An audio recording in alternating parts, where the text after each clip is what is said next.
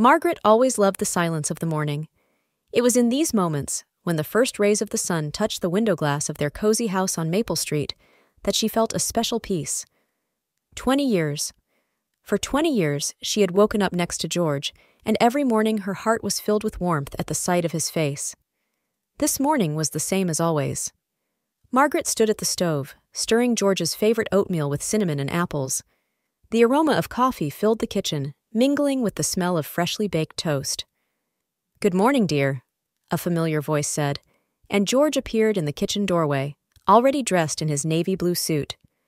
Margaret smiled, but something in his voice struck her as strange. Perhaps too formal? She dismissed the thought. "Good morning, my dear. Sit down, breakfast is almost ready." George sat down at the table, opening the newspaper. He used to always kiss her on the cheek before breakfast. When had that changed? Margaret couldn't remember. "I have a big day today," she said, setting the plate in front of him. "A presentation of a new project. I'll probably be working late." George tensed slightly. "Oh, really? Work comes first again? What do you mean?" Margaret felt something cold touch her heart. "Nothing, just—" He paused. "You've been working all the time lately." Margaret sat down across from him. "This is an important project, you know. My promotion depends on it." "Of course," he replied, not taking his eyes off the newspaper. "Your career has always come first." There was a bitterness in his voice that hadn't been there before. Margaret felt her appetite disappear. "George, what's going on? You've been different lately." He finally put down the newspaper and looked her in the eye. For a moment, Margaret thought she saw something like guilt flicker through his eyes, but it only lasted a second. "It's all right, dear. I'm just tired. A lot of work at the office." He quickly finished his coffee and got up from the table. "I have to go. I have an important meeting with a client. But you've hardly eaten anything." "I'm not hungry." He kissed her quickly on the cheek, but it seemed like a strange kiss. "Don't wait for me until dinner. I might be late." Margaret watched him walk quickly out of the kitchen. The sound of his footsteps, the click of the door, everything seemed so familiar, and yet so far away. She went to the window and watched him get into the car. He used to always wave goodbye to her. Today, he just drove away. The silence in the house suddenly became oppressive. Margaret slowly cleared the table and mechanically washed the dishes. Her thoughts returned to the small changes in George's behavior. New shirts she hadn't bought, late returns from work, strange phone calls he answered in a whisper. "It's just work," she whispered to herself. Everyone has difficult periods. But deep inside, she felt that something was wrong. Something had changed in their peaceful life, and it scared her more than she could admit. Looking at her watch, Margaret realized that she might be late for work. She quickly gathered her things, but before she left, she paused for a moment at a photograph hanging in the hallway. It showed her and George, young and happy, standing outside their new home. Love shines in her eyes, and the promise of eternity in his. "What happened to us, George?" she whispered, touching the photo with her fingertips. As she closed the door, Margaret tried to convince herself that everything would get better. But for the first time in their 20 years together, she wasn't sure she wanted to know the truth about what was going on in her seemingly perfect marriage. Margaret hadn't planned to return home early. An important meeting with investors had unexpectedly canceled, and she decided to surprise George. Maybe they could spend an evening together like they used to. When she parked the car outside the house, she noticed that the bedroom light was on, even though it was only 4 o'clock. It was strange. George rarely came home from work this early. "George?" she called as she opened the front door. "Are you home?" There was silence, but she could definitely hear some movement upstairs. "Honey?" Suddenly there was a muffled thud from upstairs, as if something had fallen, followed by quick footsteps. George's voice sounded tense. I'm in the shower." Margaret froze at the bottom of the stairs. Something was wrong. She could clearly hear the water running in the bathroom, but it was coming from the lower floor. Her heart beat faster. "I'll make dinner," she said, trying to keep her voice calm. As she passed the living room, she noticed an unfinished bottle of wine on the coffee table. 2 glasses, one with traces of lipstick. Margaret had never worn lipstick that color. Everything in the kitchen looked almost as usual, but She picked up a crumpled napkin from the floor. An unfamiliar scent of perfume emanated from it, sweet, with hints of vanilla. Footsteps were heard upstairs again, followed by the sound of the door opening. "Margaret?" George came downstairs, his hair damp. "You're home early today." She turned around, holding a napkin. "The meeting was cancelled. I thought I'd surprise you." "Oh, that's great." He tried to smile, but his eyes betrayed anxiety. "I was just working at home today. I had a lot of paperwork to go over." Margaret nodded. "And that's why you opened the wine?" "Oh, that's—" He was confused for a moment. "Yes, I was relaxing a bit after work. With 2 glasses?" George came closer. "Darling, what do you mean?" "Nothing." She put the napkin on the table. "I'm just asking. By the way, who came over?" "No one came." "Really?" Margaret picked up the glass with the lipstick stains. "Whose is this?" George froze for a moment, then answered quickly. "Oh, it's— Thomas came by with his new girlfriend. They wanted to show me a house project I'm developing for them." "Thomas?" Margaret raised an eyebrow. "The same Thomas who is currently on a business trip to Europe?" She saw her husband's face change. He opened his mouth to say something, but no words came out. "Margaret, don't." She raised her hand. "No more lies." She walked slowly to the window.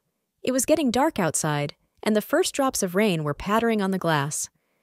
"You know," she said quietly, "the worst thing is not that you are lying to me. The worst part is that you do it so casually, as if you don't care if I find out the truth.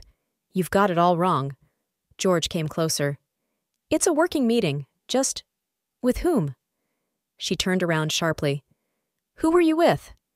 "It doesn't matter. Nothing happened." Margaret smiled bitterly. 20 years, George. 20 years of studying your every tone, your every gesture. Do you think I don't know when you're lying?" He lowered his eyes.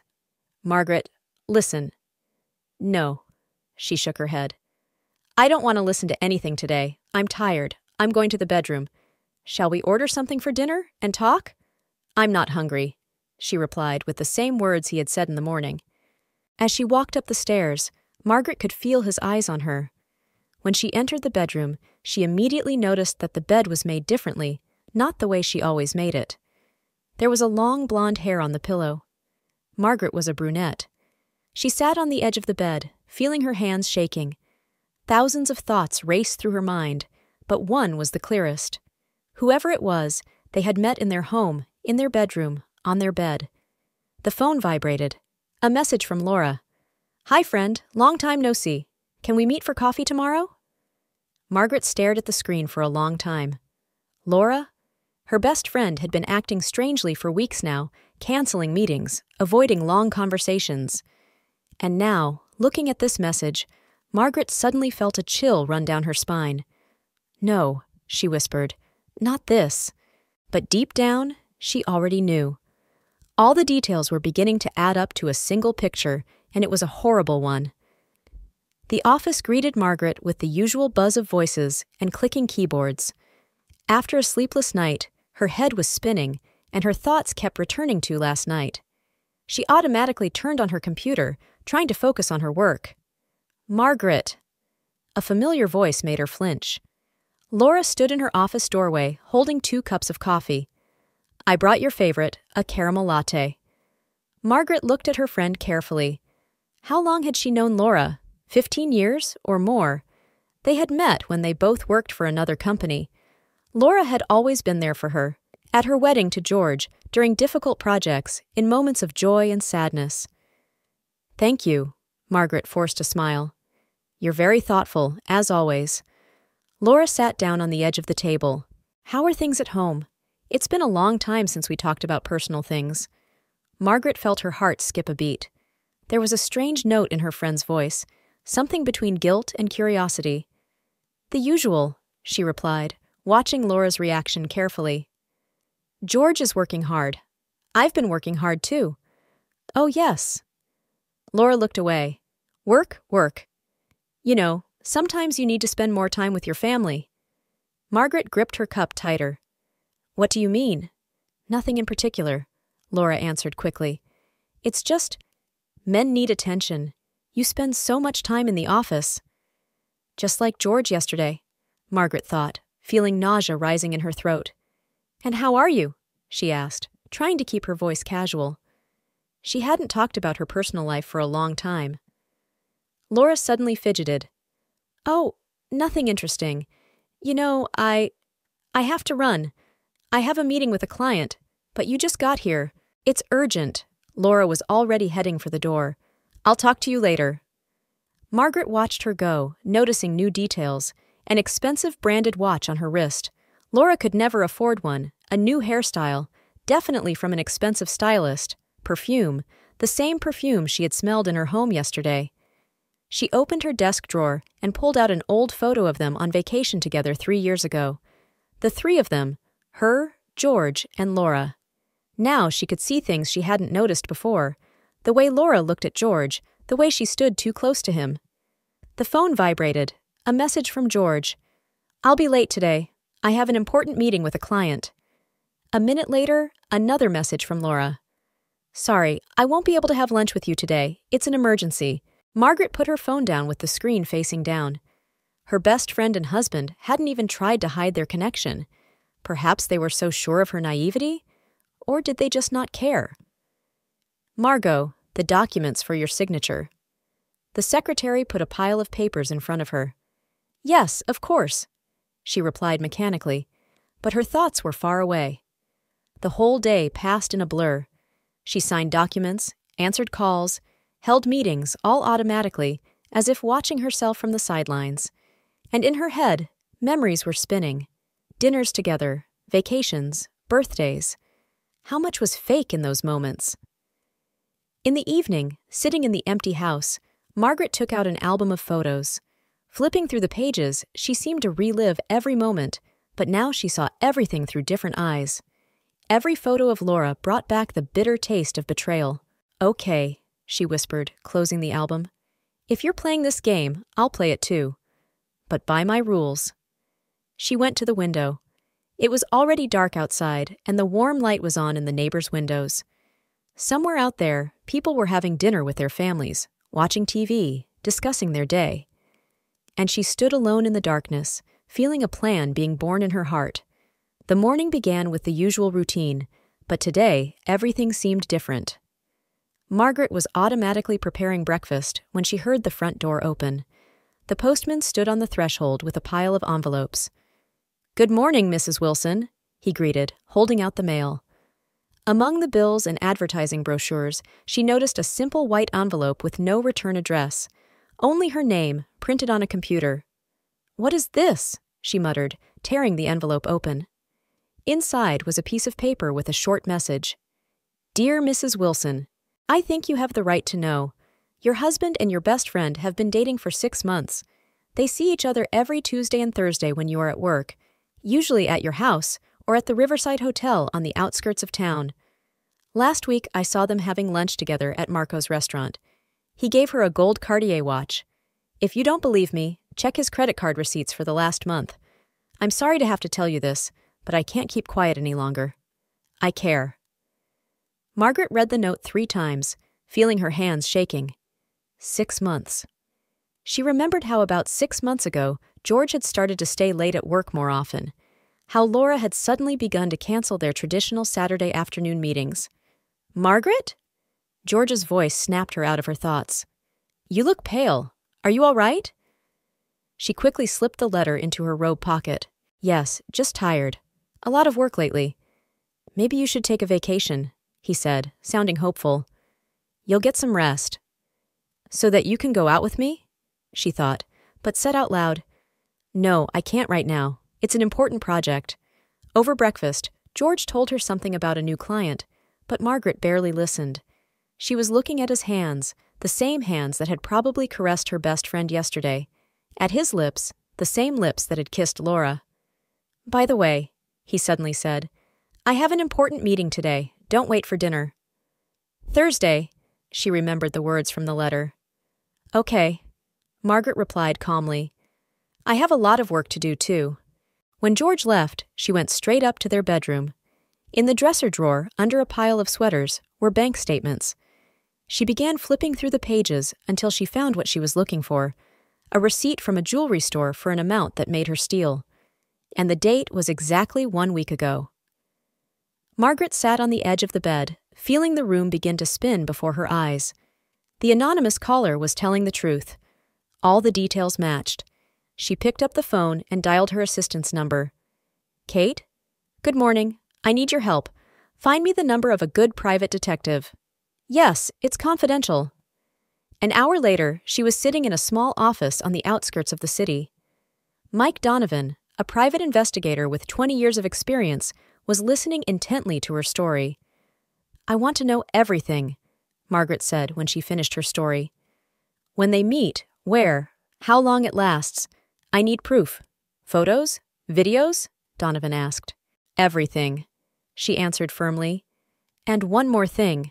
No one can know about this investigation." "Of course, Mrs. Wilson. Confidentiality is our top priority."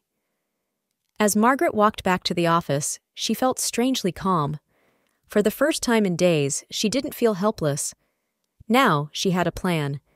A red light flashed on her desktop, a message from Laura. "Hi, do you want to have lunch together? We haven't talked in a while." Margaret looked at the screen for a long time. Then she slowly typed a reply. "Sorry, I can't make it today. I have an important meeting with a client." She leaned back in her chair, remembering all the times she had heard Laura and George say these same words. Now she was using their own lies against them. Her phone vibrated again, a message from the detective. "Started surveillance. First report will be tomorrow." Margaret looked out the window. It was starting to rain outside, the drops running down the glass, creating intricate patterns. She used to love days like this, when she could wrap herself in a blanket, drink hot tea, and read a book while snuggled up to George. Now it all seemed like a distant dream. "Why?" she whispered, touching the cold glass. "Why are you doing this to me?" But there was no answer. Only the rain kept pounding on the window, as if trying to tell her story, a story of betrayal, pain, and future revenge. Margaret was sitting in her car, parked in front of the Riverside Hotel. It was 5 o'clock on a Thursday evening. The first report from the detective confirmed the information from the anonymous letter. Every Thursday, George did come here. "Number 312, she whispered, remembering Donovan's words. Always the same number. Her phone vibrated, a new message from the detective with a photo. It showed Laura entering the hotel through a side entrance. Margaret felt nausea rising in her throat. "Confirmed. Both subjects are in place. Continuing surveillance." Margaret pulled an envelope with the previous photos out of her purse.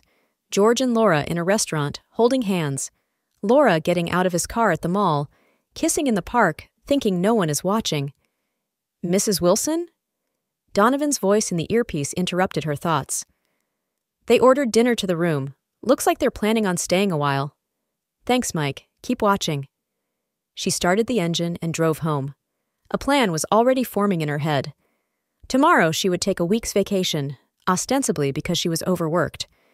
George would be happy. More time to see his mistress. And she, at home, Margaret pulled out her laptop and opened the folder the detective had sent. There were not only photos, but also a detailed report of their meetings, conversations that were overheard, and receipts from restaurants and hotels. On September 23, the subjects met at the restaurant U Marco. The man gave the woman a watch. The conversation concerned their future. Margaret smiled bitterly. Their future? And what about her future? 20 years of marriage, hundreds of shared memories, thousands of plans, all turned into a lie. The phone vibrated again. They've left the hotel, sending a photo. In the new picture, Laura was fixing her hair in front of a mirror in the hotel lobby. The same Cartier watch sparkled on her wrist. "Bitch!" Margaret whispered, feeling anger fill her being. She walked over to the bar and poured herself a whiskey. Once upon a time, she and Laura could talk for hours, share secrets, support each other. And now... Suddenly, the key rattled in the front door. George was coming home. Margaret quickly closed her laptop and put on a casual face. "Honey, are you home already?" He sounded surprised. "Yes, I decided to leave early. I had a headache." He came closer, and she could smell Laura's perfume on his breath. Maybe you should really take a vacation, he said, sounding concerned and making her sick to her stomach. You've been so tense lately, you know what? She looked him straight in the eye. You're right. I'm going to take a week off. Really? He couldn't hide his joy. That's great. We can go somewhere together. No, she interrupted. I just want to stay at home. Rest, take care of myself. Whatever you say, darling. He kissed her cheek and went to the shower. Margaret took out her phone and texted the detective. Starting tomorrow, we're going to start surveillance around the clock. I want to know about their every move. The answer came almost instantly. Understood. Extra men will be on standby. The next morning, when George left for work, Margaret sat down at her computer and opened her email. There was a message from the lawyer she had secretly hired. Dear Mrs. Wilson, I am sending you documents regarding a possible divorce. Given the evidence of adultery, you have a good chance of getting favorable terms in the division of property. I'm also enclosing information about your rights to a joint house. She read each document carefully, making notes. Then she opened her diary and began to write down her action plan. Each step had to be carefully thought out. The phone beeped again, a new message from the detective with a photo. This time, George and Laura were having breakfast at a cafe near his office. They ordered an omelet and coffee. They discussed plans for the weekend. He suggests we go to the country. Margaret smiled. She circled next Thursday with a red marker on her calendar. It would be their last meeting at the Riverside Hotel. She would make sure of it. Game on, she whispered, closing the diary. And this time, I'm making the rules. The office cafeteria was almost empty when Margaret saw Laura at their usual table. A week of surveillance had yielded enough evidence, and now it was time for the first part of her plan. Hi, friend. Laura waved at her. I already ordered your favorite salad. Margaret slowly walked over to the table, noting every detail. Her friend's new expensive suit, the same watch on her wrist, the nervous twitching of her fingers. Thank you. She sat down across from him. How are you? We haven't talked for a long time. Oh, everything is great. Laura beamed. You know, I've been feeling really great lately, as if I'm 10 years younger. Of course, Margaret thought. Betrayal makes you young. And how is your personal life? She asked, watching her friend's reaction. Has someone special come along? Laura coughed, choking on her coffee. What? No, you know, after the divorce, I'm not in a hurry to start a new relationship. Really? Margaret took out her phone. And who is this? She showed a picture of Laura kissing George in the park. Her friend's face instantly paled. It's not what you think. What am I supposed to think, Laura? Margaret's voice remained calm. That my best friend and my husband have been cheating on me for 6 months? That you are meeting in my house? That you are wearing a $10,000 watch that he bought you with our joint money? Margaret, listen. Laura tried to take her hand, but she pulled it away. No, you listen to me. 20 years, Laura. 20 years I thought you were my best friend. You were there when my mom died. You held my hand when I lost my baby. How could you? Tears rolled down Laura's cheeks. It just happened. We didn't mean to. He was so attentive, so caring. And me?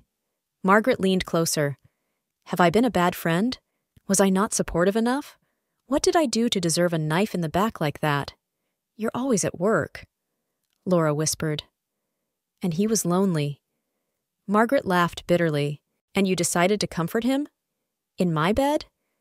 We love each other, Laura suddenly blurted out. This is not just an affair. Margaret felt something snap inside her. She slowly stood up. Do you know what the worst part is, Laura? It's not that you betrayed me. It's that you don't even feel guilty. You're sitting here, wearing gifts from my husband and telling me about love. What are you going to do? Laura's voice sounded fearful. Oh, don't worry, Margaret smiled. I won't make a scene. I won't yell or break any dishes. I just want you to know that I know everything, and your little fairy tale will be over soon. She turned and walked away, leaving Laura shivering over her half-drunk coffee. In the hallway, Margaret pulled out her phone and texted the detective. Part 1 of the plan is complete. Get everything ready for Thursday. In the evening, when George returned home, she greeted him with a smile. How was your day, dear? It was fine. He looked tense. And how are you? Are you resting? Oh, yes. She went over and kissed him on the cheek, smelling the familiar scent of Laura's perfume. I have a feeling this is going to be a very interesting week. George smiled nervously and went to the shower. Margaret watched him go, knowing that he was now typing a message to Laura, warning her of the danger. But it was too late. The game had begun, and there was no stopping it now. Margaret woke up early, even though it was her vacation. The house was silent. George had left for an important meeting with a client. She knew that he was actually meeting Laura at a cafe to discuss their conversation in the office cafeteria. Today was an important day. Margaret opened the safe in her office and pulled out a folder of documents. She had accomplished a lot in the past week. Withdrawn half the money from their joint account, made copies of all important documents, hired the best divorce lawyer in town, installed hidden cameras in the house. Gathered all the evidence of the affair, her phone vibrated. A message from a detective. The subjects met at the Morning Star Cafe. They look worried. I'm sending audio. Margaret put on her headphones and turned on the recording. She knows everything! Laura's voice was trembling. She showed me our photos. Calm down, George spoke softly. Maybe it's for the best. I've been wanting to tell her for a long time. Tell her what? That you're leaving her for me? Isn't that what we wanted? Margaret turned off the recording. Her throat was dry. She walked to the window and looked out at the manicured garden she and George had created together. Every flower, every bush, everything reminded her of their life together. The doorbell interrupted her thoughts. A courier stood on the doorstep. Mrs. Wilson? Documents from the Brown and Partners law firm. She signed the receipt and took the thick envelope. Inside were all the necessary papers for a divorce, including a detailed description of their joint property. Dear Mrs. Wilson, given the evidence you have provided of adultery, you are entitled to 70% of the joint property, full ownership of the house compensation for non-pecuniary damage. Margaret put the documents on the table and poured herself a cup of coffee. The phone vibrated again, this time with a message from George. Honey, I'm going to be late again today. I have an important client presentation. She smiled and answered, Of course, darling. Good luck. Then she opened another chat with the detective. Get everything ready for tomorrow. Are there cameras in the hotel? Yes. Room 312 is fully under surveillance. Security has been alerted. Margaret went to the wardrobe and began to sort through George's clothes. Each shirt, each suit was connected to a memory. This was the suit he wore on their anniversary, and this shirt was the first time he confessed his love. She took out large suitcases and began to carefully pack his things. Everything should be ready by tomorrow. The phone beeped again, this time from the lawyer. Mrs. Wilson, all the documents are ready. We are only waiting for your signal. She answered briefly, Tomorrow. Everything will be done tomorrow. In the evening, when George returned, Margaret met him with dinner. How was the presentation? Oh, it was fine. He avoided her gaze. And how did you spend your day? Wonderful. She put a plate of his favorite dish in front of him. You know, I think you're right. About what? About changes in life. Sometimes they are necessary. George tensed. What do you mean? You'll see. She smiled gently. Tomorrow, everything will become clear. He looked at her for a long time, trying to understand what was behind these words. But Margaret remained calm and kind.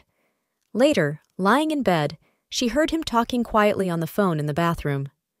Don't worry, darling. Everything will be fine tomorrow. We'll meet as usual. Margaret closed her eyes. Tomorrow? Yes, tomorrow, everything would change. She took out her phone and wrote one last message to the detective. Operation Retribution begins at 2 p.m. Be prepared. The plan was perfect. Tomorrow, when George and Laura met at the hotel, they would be in for a surprise. Cameras, police, lawyers, everything would be ready. But for now, she was lying next to the man she once loved, listening to him whisper his love to another woman. And there was no pain or anger in her heart, only cold determination. Tomorrow a new chapter of her life will begin, and this time she will write it herself. Thursday, 14 o'clock. Margaret sat in the office of the Riverside Hotel, watching the monitors. George appeared on one of them, confident, smiling, with a bouquet of flowers.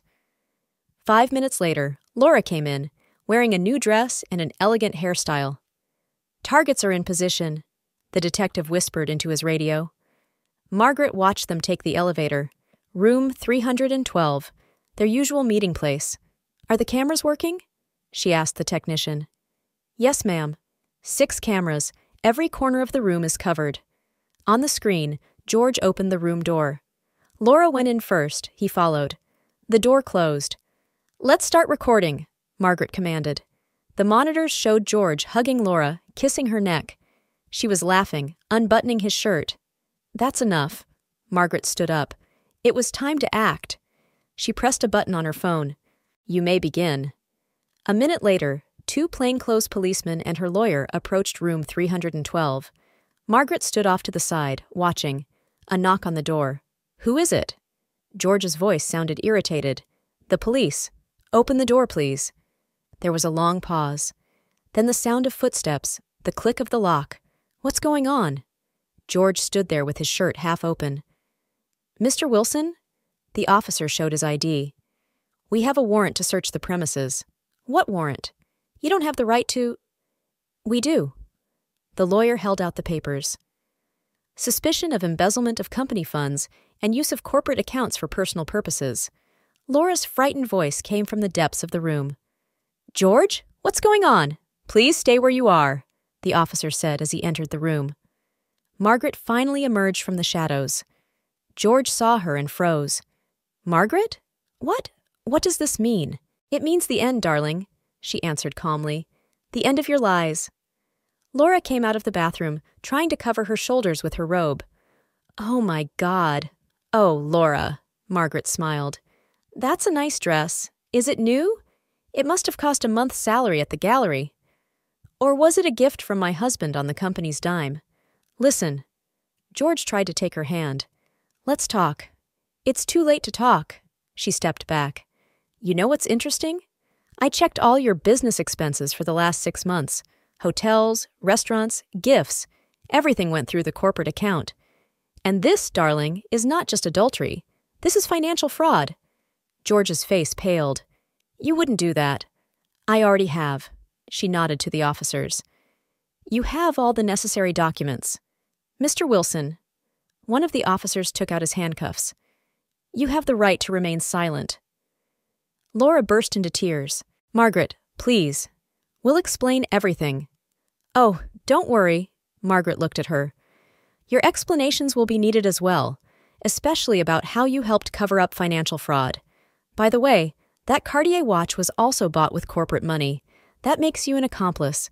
People were already gathering in the corridor, hotel guests and staff. Everyone was watching George being taken out in handcuffs. And here comes the press." Margaret nodded at a group of journalists who were just getting off the elevator. They were very interested in the story of a successful architect who spent the company's money on his mistress. "You planned it all," George whispered. "From start to finish, I learned from the best." She looked him in the eye. "You and Laura, you played with me for so long that I just had to respond. What happens now?" Laura asked, still trembling. "Oh, now?" Margaret smiled. "Now the fun begins. The divorce, the trial, the scandal in the press. And then there's the surveillance video. What do you think your clients at the gallery will say when they see it?" She turned and walked to the elevator, leaving the chaos she had created behind her. The detective was waiting for her in the hotel lobby. "Everything went according to plan, Mrs. Wilson." "Yes," she nodded. Now there was just one last part. It was sunny outside. Margaret put on her sunglasses and got into the car. She had done what she had planned. She had taken revenge on those who had betrayed her trust. But why does her heart feel so empty? Sunday. The day the Wilson family traditionally gathered for lunch. Margaret stood in front of the mirror, carefully selecting her clothes. Today was supposed to be a special day. News of George's arrest had already spread throughout the city. The newspapers were full of headlines. Famous architect arrested for financial fraud, adultery or corporate fraud. Scandal in high society. The phone was ringing off the hook with calls from relatives, friends, and acquaintances. Everyone wanted to know the details, but Margaret remained silent. She was saving the main surprise for today. "The car is waiting, Mrs. Wilson," the driver said. She took her bag and got out. Today's dinner was to be held at the country house of George's parents. The whole family was going there to discuss the situation. When she arrived, there were already several cars in the yard.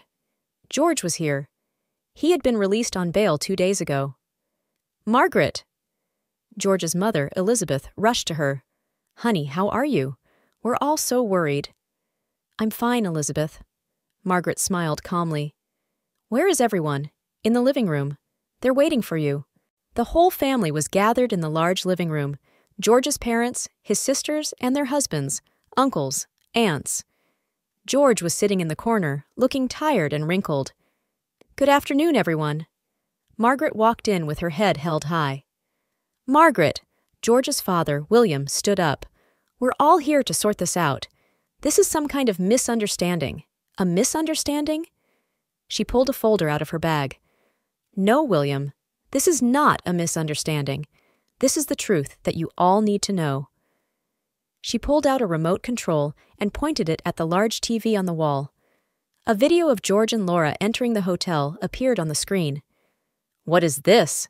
one of George's sisters squeaked. "It's the truth," Margaret replied calmly.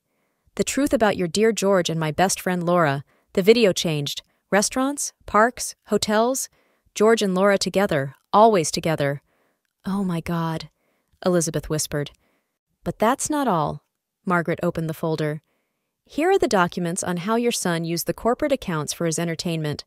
All the receipts, all the expenses. It's all here. Stop!" George jumped up. "You have no right to." "I do." She looked him in the eye. "As your wife, as a member of the company's board of directors, as the person you've been lying to for 20 years. She returned to her family. "You always thought I was cold, too focused on my career. You said I didn't pay enough attention to my family. And now look at your perfect son." New footage appeared on the screen. George gives Laura a watch. They kiss in the park, enter their shared house. "Enough!" Elizabeth covered her face with her hands. "No, not enough." Margaret was relentless. "You must know everything about how he spent company money on his mistress, how they met in our house, in our bedroom, how they planned their happy future behind my back." She took out another envelope. "Here are the results of the financial audit. The total amount of embezzlement is almost $100,000, all on gifts, hotels, restaurants." The room fell dead silent. George sat with his head down. His sisters looked at him with horror and disgust.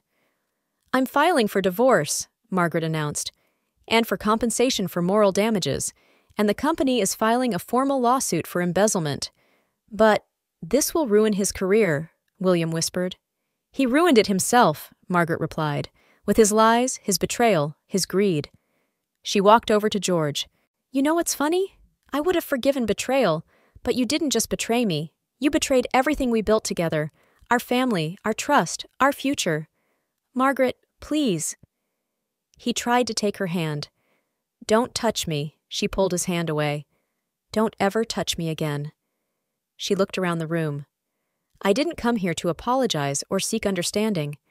I came here so that you all know the truth, so that there are no more lies and omissions." With these words, she headed for the exit. Behind her, she heard Elizabeth's sobs, her sister's angry shouts, and William's heavy breathing. George's younger sister caught up with her at the door. "Margaret, I'm so sorry." "Don't be, Catherine," she smiled weakly. "Just remember, every lie has a price." As Margaret got into the car, she felt strangely relieved. She had done what she had to do. She had uncovered the truth, ripped off the masks, and shown the true faces of those who had betrayed her. There was a long way to go. Courts, divorce, a new beginning. But she was ready. No one could hurt her anymore. A year later, Margaret stood on the balcony of her new home, breathing in the salty sea air. The white curtains danced in the wind, and the waves gently crashed on the shore below. The morning newspaper was on the table, with a small note on the last page. Former architect George Wilson sentenced to 3 years probation for financial fraud. Margaret didn't even bother to read it. Everything changed in that year. After a high-profile divorce, she sold their old house and moved to this quiet seaside town. She bought a small but cozy house overlooking the ocean. There were no painful memories here, only the sound of waves and the cries of seagulls. Her phone vibrated, a message from her lawyer. "The last documents have been signed. The case is closed. Congratulations on your victory." Margaret smiled. Victory. Yes, she had won the case. She received compensation. She kept her position in the company, now working remotely. But most importantly, she retained her dignity. She had heard about Laura out of the corner of her eye. She had moved to another city after the gallery terminated her contract. It must be hard to sell art to people who have seen your photos in the tabloids. The doorbell interrupted her thoughts. Catherine, George's sister, was standing on the doorstep. "I hope I'm not too early?" "Come in." Margaret hugged her. "The coffee is ready." After that memorable day, Catherine was the only one of the Wilson family who kept in touch with her, perhaps because she herself had survived her husband's infidelity a few years earlier. "You look beautiful," Catherine said as she sat down at the table on the terrace. "This place suits you. It's peaceful." Margaret poured coffee. "You know, I can finally sleep at night. I don't wake up from nightmares. I don't check my husband's phone. I don't look for evidence of infidelity. You were too good for him." "No," Margaret shook her head. "I was just blind. I believed what I wanted to believe." They were silent, looking out at the ocean. Then Catherine took an envelope out of her bag. "My mom asked me to give you this. She's ashamed of everything." Margaret took the envelope but did not open it. "You know what's strange? I don't hate them. Not George, not Laura, not your parents. Only regret. Regret for the lost time, for the broken dreams. And what about new dreams?" Catherine nodded at the stack of books on the table. "I see you've started writing?" Margaret smiled. "Yes, it turns out I have a lot of stories. Stories of betrayal, forgiveness, strength of spirit. And about revenge?" She shrugged her shoulders. "But you know what I realized? The best revenge is happiness. When you get up in the morning and enjoy the new day. When you can look in the mirror and be proud of who is looking at you." Children's laughter came from the beach. Margaret looked at her watch. It was time for her classes at the local business school, where she now taught financial management. "I have to go." Catherine stood up. "You're coming to my daughter's birthday party, right?" "Of course." Margaret hugged her. "Give her my best." When Catherine left, Margaret returned to the balcony. She took out the envelope from Elizabeth, looked at it for a long time, and then threw it in the trash without opening it. Some pages of life are better just turned over. She sat down at the computer and opened the document with her new book. The title glowed on the screen. Silent Rage, A Story of One Revenge. Her fingers hovered over the keyboard. Outside the window, the waves crashed, the wind played with the curtains, and the sun slowly rose above the horizon. A new day, a new story, a new beginning. Margaret began to write.